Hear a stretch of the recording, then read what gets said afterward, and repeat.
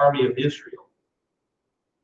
Benaiah, the son of Jehoiada, was over the Kerethites and the Pelethites. He's going to be really the general under Solomon later.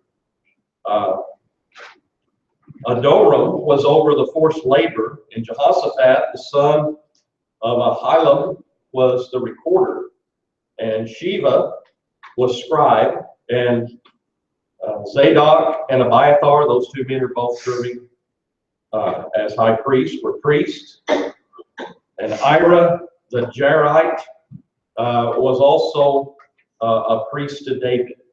Earlier it said that his sons were the ones that served as these special priests or advisors to David, but now there's other people in charge instead of his son. But given a final list of what his officers were like. That's sort of I think the end of the history as far as the chronological order part. There's sort of an appendix that goes from chapter 21 to 24 that talks about some other important things that happened during David's reign and some of the songs that he wrote that are connected here at the end. I'm not sure how chronological this part is. And sometime during his reign, there was a famine that came on the land. And it came on the land from God because of what happened because of the Gibeonites. Anybody remember who the Gibeonites are from the book of Joshua? They were Canaanites that were in the land, and they were spared and given a covenant. You remember how it was they ended up getting a covenant to be able to stay? They put on old clothes and they carried old bread with them and said they were traveling from afar. Right. They disguised themselves and came to Joshua and the elders, and they didn't check it out. They didn't ask God about who they were. They just accepted their word for it, and they swore to God that they would be able to live in the land, they protect them, and they made a covenant with them. And so Saul tries to exterminate them. Well, they swore they wouldn't do that. So God's going to send a plague on them, and then David has to deal with consequences of what Saul did. There's innocent blood. There's almost been a Holocaust happen under Saul that we hadn't read about yet. You know, but this is thrown in here at this point to show what happened. Now, there was a famine in the days of David for 3 years. So it's sort of like the famine they had under Elijah, right? When he was praying to God for it not to rain and all. Now, there was a famine in the days of David for 3 years, year after year. And David sought the presence of the Lord. And the Lord said, "It is for Saul and his bloody house, because he put the Gibeonites to death." So I don't know when in Saul's reign for sure this happened. Some people speculate, you know, maybe it was after he didn't kill the Amalekites, and then he turns around, well, I'll make up for that. I'll kill the Gibeonites, these Canaanites that live among us. But they had they weren't supposed to touch them. I don't know if it happened then or some other time. But sometime during his reign, Saul and his house were behind this. So doesn't that sound like it's not just Saul, but his sons were behind it. They were involved in it. And they were totally approving of what their father Saul was doing and wiping these Gibeonites out. And they had several important cities that were all around where Saul's capital's at. So he may have been wanting to take their property. And that's what we read about in English history with, you know, part of King Henry VIII wanting to become the head of the church and kick out the Catholic being in control. So he wanted all the money and stuff that were in all the monasteries. He got to confiscate all of that. And so maybe that was behind this, that he's going to kill these Canaanites. He can take their cities and enrich himself and get all their land. Whatever the reason was, God recognized it as a great sin. And he's the head of the nation. Now the whole nation is guilty because this has gone on and this innocent blood hasn't been atoned for. So the king called the Gibeonites and spoke to them. So he didn't wipe them all out. He killed a lot of them.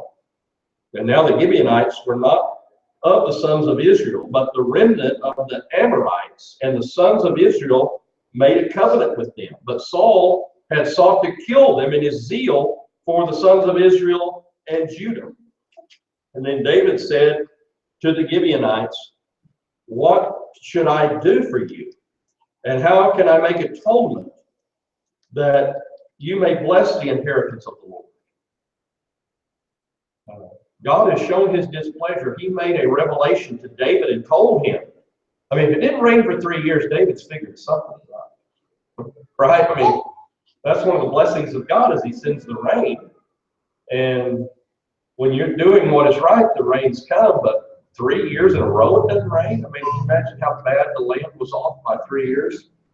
And God told him, there's blood that's crying out to me. It's got to be paid for. There's innocent lives. And so he goes and asks him, what do you want us to do so we can get right with you, get right with God, and this can be taken care of. Then the Gibeonites said to him, we have no concern of silver or gold with Saul or his house, nor is it for us to put any man to death in Israel. He said, I will do for you whatever you say. And they said to the king, the man who consumed us and who planned to exterminate us from remaining within any border of Israel, let 7 men from his sons be given to us, and we will hang them before the Lord in Gibeah of Saul, the chosen of the Lord. And the king said, I will give them. So there are remaining sons of Saul, relatives of Saul, that are going to be turned over that evidently had some connection with this whole plan to exterminate these people. So, these sins, the Israelites were told that your sins will find you out. You don't get away with sin. It'll find you. And here, the house of Saul, they killed all these people. Maybe they thought they got away with it, but no, they didn't get away with it. The day of reckoning has come, and David's going to turn over these sons of Saul to the Gibeonites in order to make atonement, to cover for all this innocent blood. So, but the king spared Mephibosheth.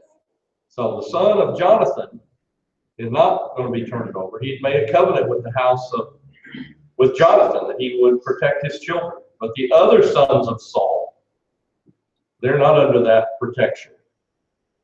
So, because of the oath of the Lord, which was between David and Saul's son Jonathan, and so the king took to wife Rezpah, the daughter of Aiah,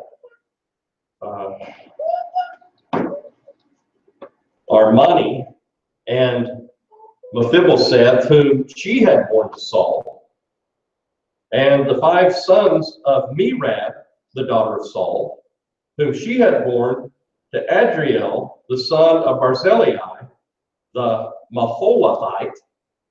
So he takes these sons of the other daughters of Saul, other sons of Saul. They're turned over to the Gibeonites. And then he gave them into the hands of the Gibeonites, and they hanged them in the mountain before the Lord, so that the 7 of them fell together, and they were put to death in the first days of the harvest, at the beginning of the barley harvest. So at the end of the time, when you get the earlier rains in the spring, they're put to death, and they stay hanging there until the rains come back. God has accepted this atonement. It hasn't been raining. It doesn't rain until the fall. So there's a period of months there that their bodies are exposed after they were put to death. And we're told about the devotion of this mother in guarding their bodies from the birds and other scavengers that want to take their bodies. It says, and Rezpah, the daughter of Aiah, took sackcloth and spread it for herself on the rock from the beginning of the harvest until it rained on them from the sky. And she allowed neither the birds of the sky to rest on them by day, nor the beasts of the field by night. And when it was told David that Rezpah, the daughter of Aiah, the concubine of Saul, what she had done, then David went and took the bones of Saul and the bones of Jonathan his son from the men of Jabesh Gilead, who had stolen them from the open square at Bethshan, where the Philistines had hanged them on the day the Philistines struck down Saul at Gilboa, and he brought up the bones of Saul and the bones of Jonathan his son from there, and they gathered the bones of those who had been hanged, and they buried the bones of Saul and Jonathan his son in the country of Benjamin, in Zelah, in the grave of Kish's father, and thus they did all that the king commanded. And after that, God was moved by entreaty for the land. So, after all of these things have happened, they gather up all of those dead sons of Saul and his body that had been buried in that city where the men had taken it off the wall and took them back. And they put it in the burial place, the family plot, I guess, where Kish, Saul's father, was at. And after this atonement was made for all of this innocent blood that was shed, then God will hear their prayer, and then he'll let the rains come back. So it shows God cares about not just those that are full-blooded Israelites, right? He cared about the Gibeonites and the covenant that they had made. They had not been any trouble, as far as we know, to Israel over the years. And then for Saul to show this racism toward them and persecute them and try to kill them, God took notice of all of those things, and he does today too. So when innocent people are killed, God knows about it, and he demands some kind of atonement. Yeah. No. Over to you. I was just gonna say it's kind of hard to understand the reasoning behind it, and that's how it would be fixed. Is that it was innocent? They took innocent blood to pay for innocent blood, and that's a hard concept. Because the son that they took didn't ever even know Saul, much less have anything to do with what he did. Well, as I understand it, they were old enough that they were been a part of it. That this probably happened early in David's reign, right at the beginning sometime. How do we know that? That's just based upon there's two choices. Either you kill the sons and they're innocent, which God doesn't approve that. Or these sons were guilty and they were old enough to know what was going on and were part of it. It's either one way or the other. And based on God that I know, he says, don't kill the sons for what the father did. And it says Saul's house did this. So that gives me the idea, I agree with the idea that they were part of it. They rushed in there on the spoil and wanted those people's property and killed them, and they were part of it. For how many years it's been since? We don't know. I just wanted the age of these 7 men. Were they? They could be, they were either, well, some of them were sons of his concubine. So, I mean, his other sons went to war with him, the ones that got killed with him. So here's some other sons that are some of his concubines and some from one of his daughters, so they'd be grandsons. Saul reigned for 40 years before David took over. So that's 2 generations. So they could have been in their 20s, when those things happen. We don't have enough, all of that's just based on why would God have accepted that? And why would he approve of it and send the rain back if it wasn't just what happened? That's all, And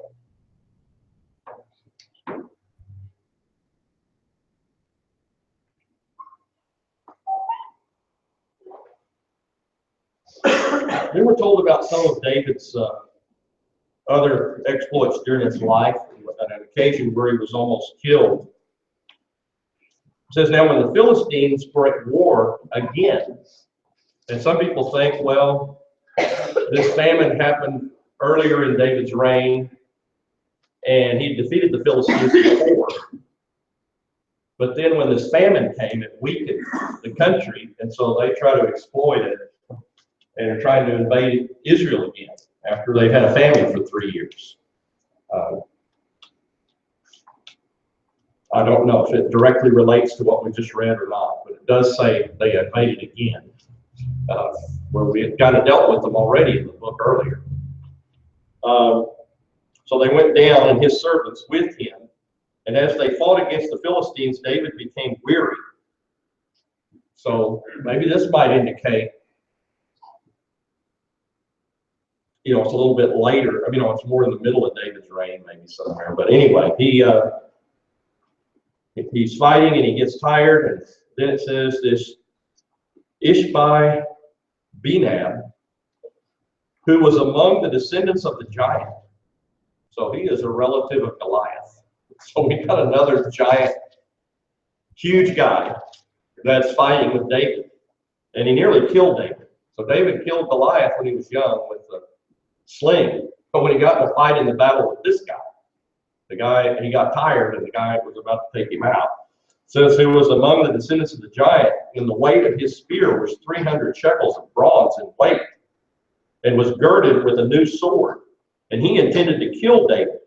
But Abishai, the son of Zeruiah, helped him and struck the Philistine and killed him. Then the men of Israel swore to him, saying, "You shall not go out again with us to battle, that you may not extinguish the lamp of Israel." So David, in the early days of his reign, he had gone out and led them in battle and had helped defeat these enemies. But when this new invasion happens, I guess David's getting middle-aged or whatever. He's just not as strong as he was to go out when he was 20 and 30 to fight. Now he's maybe 40, 45, 50, I don't know. But they've decided now on, we're going to do all the fighting, and you have to stay back after this guy nearly killed him. And that would have extinguished the lamp of Israel, the reason for our joy and happiness and everything. If the king, the anointed of God, gets killed, so they wouldn't let him actually be engaged in the battle any longer after that. He had to stay behind the lines, direct things. And, there comes a time in life that you got to know your limitations. Every football player, there comes a time when he can't play in the NFL anymore. He's got to admit it that's over. And there's a time for going out there and fighting the battle yourself. Don't let the younger men take over. So the last two Philistine giants are killed at Gath, which is a border town with the Philistines. So they tell us about the death. David killed Goliath. And then Goliath has 4 sons, but they're also huge men. They take after their father. That happens a lot, right? They're part of a descendant of a race of people that are especially huge. And we all know, I know several families I've run across over the years like that. Uncle so-and-so played in the NFL, and his son plays in the NFL, and they're all these huge specimens. Well, that was this family. They are all huge. It says, now it came about after this that there was a war against the Philistines at Gath, and Shimei, the Hushathite, struck down Saph, who was among the descendants of the giant. And there was war with the Philistines again at Gath. And Elhanan, the son of Jairah, Aragam, Bethlehemite, killed Goliath the Gittite, the shaft of whose spear was like a weaver's beam. So all of these men are big, just like their father was huge.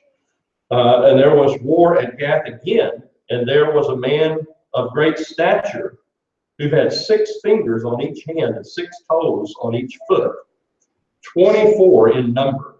And he also had been born to the giant. And when he defied Israel, Jonathan, the son of Shimei, David's brother, struck him down. These 4 were born to the giant in Gath, and they fell by the hand of David and by the hand of his servants. So this whole family of giants were all wiped out. And I guess each time, I don't know if every time the Philistines think, well, now we've got the big guy, he's going to be able to help it, and they get off, somebody gets all of them. So now there's not any of them left. So they bring this down. So 4 great giant men, and they're all hacked down by different servants of David. So then is followed by a psalm of David, a psalm of praise. Some people think that this psalm was written after all of those early victories where David was at the height of his power, maybe right before the sin with Bathsheba and how everything was going great. And he's writing, celebrating his love for God. If it was written later in his life, he's been forgiven of that sin and he doesn't bring it up. It's been, and isn't that true? I mean, if you've been forgiven, it's been wiped out. There's not on your record anymore. That's the whole point of forgiveness. But it sounds like, since it mentions Saul and all the trouble with Saul in the psalm, that maybe it was written earlier on. It's found in two places in the Bible. Here is the older form, and then in the book of Psalms, Psalms 18 is the same psalm. But it's sort of like David revised it some when they put the book of Psalms together, and he changed it around a little bit. And when we read through here, you'll recognize parts of this. This is one of the great Psalms of David that I know we have songs in the supplement book, and several of our songs have lines from this that come right out of this psalm. So it's very famous. They was one of them they would read on Passover and some big events. They would sing this song and read some other important passages. So it's very highly thought of in Israel. David spoke the words of this song to the Lord in the day that the Lord delivered him from the hand of all his enemies and from the hand of Saul. So that it either is, I mean, he killed Sheba, that was the last one, but it could be earlier in his life when he, got the whole kingdom and full borders, and he finally had defeated them all around. That might be the time when it was written. And he said, the Lord is my rock and my fortress and my deliverer. My God, my rock in whom I take refuge, my shield and the horn of my salvation, my stronghold and my refuge, my Savior, thou dost save me from violence. So when he begins this, he begins with great praise is sung to God, because God has been everything to him. He gets to this point in his life where he's won all of these victories, and he says, I didn't do this, God did this, right? So God gets the credit. Isn't that the way all of us should look at it? I know that's true in my life. Whatever good things have come to me, or accomplishments I have, or battles I've won, or whatever, it's all the Lord's blessings that I've been able to meet the people I have, and learn the things I have, and study the books I have, and it's all God. If it wasn't for him, none of it would be there. And that's the way David looked at his life. God is responsible for every good thing that's happened to me. And he's the one I depend upon. So you see about the heart of David and why God loves David. He was a man. He had his moments of sin where he slipped up and he made mistakes and he had to repent. He had to pay the consequences for what he did wrong. But in his heart, he loved God. He wanted, those were momentary slip-ups compared to the general drift of his life. He was dedicated to God. So the Lord is my rock, my fortress, my deliverer, my shield.